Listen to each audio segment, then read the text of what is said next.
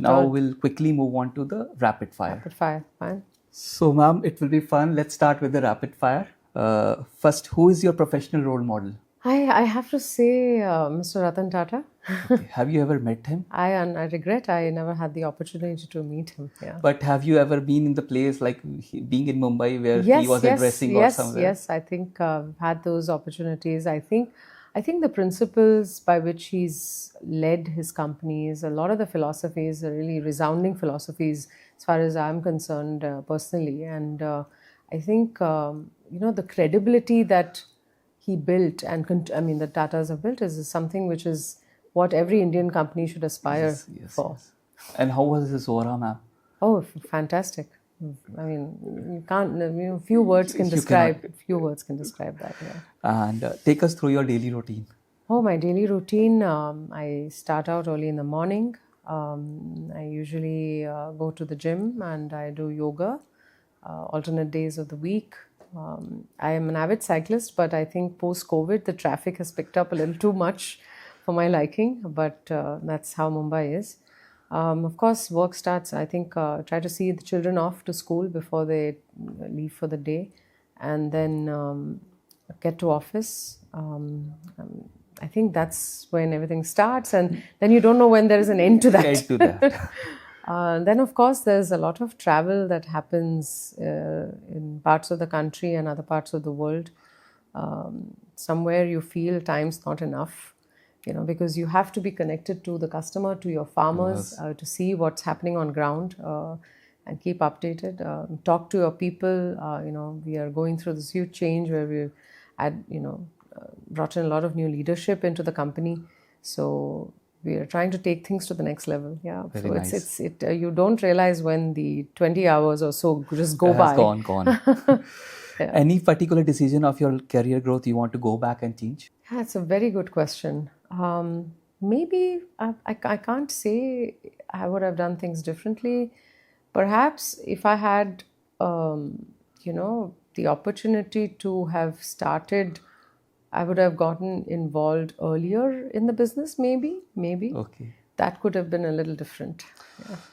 Who is your icon in agri industry? I told you, Supal. I think my icon is Mr. Ratan Tata. Yeah. How do you handle stress and anxiety? Oh, it's $1 million question. So, like I said, I do practice yoga. I do try to take breaks away. I do end up going for long walks, listening to music. I'm a spiritual person, so I do like to chant. Okay. So these are the things that I can do on a daily basis. 3 important qualities you look in a person when you hire? Their commitment to their work. I would say their attitude, if I may say so, and how diligent they've been. Yes. Yeah. What is your favorite productivity hack? You mean getting more productive? What is getting more productive? Most productive? I think, you need to step away when there's a lot of things happening. Completely step away, put yourself out from whatever's going on for a day or two, and then come back to it. Your advice for the time management? I think time is precious. You need to be very, very focused on what you're trying to do and close it. Okay. This is the only thing. If not into IP, what Komal Shah would have been doing? Oh, I could have been doing a lot of other things. I think I would like to have my own farm one day. For sure, I would have done that differently. There were other careers that I wanted to pursue. I would say in the arts and and probably in the music industry. That was clearly one of the things that I really wanted to do. Any management trainee joining today, what's your advice to climb up the corporate level? Many things. I think understand your customer, which is a farmer, or how he thinks and how he behaves, and then look at the environment and see the challenges thereon. Try to connect with as many people, talk to them and hear from them, and be very focused on whatever you're trying to do. The growth will happen. Okay. If someone feels trapped in a role or situation that does not align with their purpose, what is your guidance to move forward? If they don't feel aligned with the purpose. Yeah, it's a very good question. I think finding purpose is not so easy. I think it doesn't happen. Many people look for it for a very long time. I think, you really have to look inside and ask what is it that matters most to the individual, right? What is it that you're trying to drive? Are you most of the times, I think in the younger years, people are more concerned about their salaries, their positions, their titles. You have to really ask them, are you more interested in the impact that you're creating? What is it that gives you, that extra kick to get up in the morning and go to work? you know um, I think earlier years, or the first generation entrepreneur really does not have the luxury to think Yes. about that. Yes. Purpose. um, you're most of the times, a lot of people are just trying to put something and create something and create first. something and put a meal on across every Yes. day for many people in the world. So a lot of people don't think about it, but I think purpose is very important because it is what's going to keep you going in your day-to-day life. Yeah. Come what may. Come what may. Most exciting project you have ever done?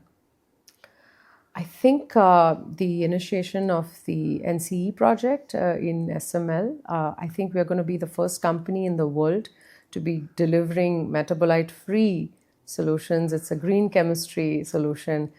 It'll be surprising for the crop protection industry, I should say, globally. Very nice. Are you a goal-oriented or a process-oriented person? I think I'm both.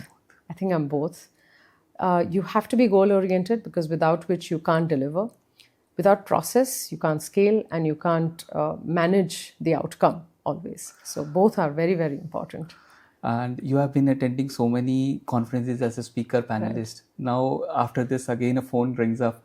Ma'am, we want you there. What comes up to your mind now, ma'am, at this stage? No, I would like to take the opportunity as much as I can. Sometimes just because of commitments, if I'm unable to do that, I try to be, fair to them because, they're trying to organize an event. For us, it's important that we get this message out. I think one of the key messages is, quality of food it impacts all of us. It's really important for the world to start thinking about that and acting in that direction and supporting such initiatives, Very nice. So that's the reason I go and talk about this. 3 books you want to recommend? The Almanac of Naval Ravikant, that's one. The other is 10x is better than 2x. It's a great book.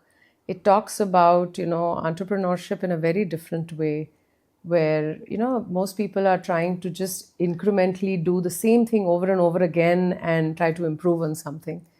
But you need to be doing something different to really, that's going to do 80% of the job if you do it differently and create a very different impact. So that I love that book. The Ultimate Goal. Okay. The Ultimate Goal. And it's a book on how perception around the world has changed our reality. And it's very, very important to read that. Yeah. So last, what message you want to give to young agri graduate? You can look into the camera and tell. Yeah.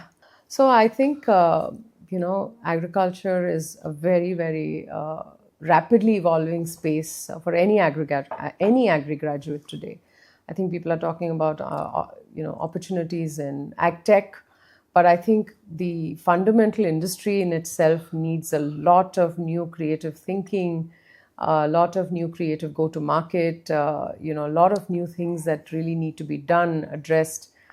So I think the opportunities are even more than ever before. Just stay focused.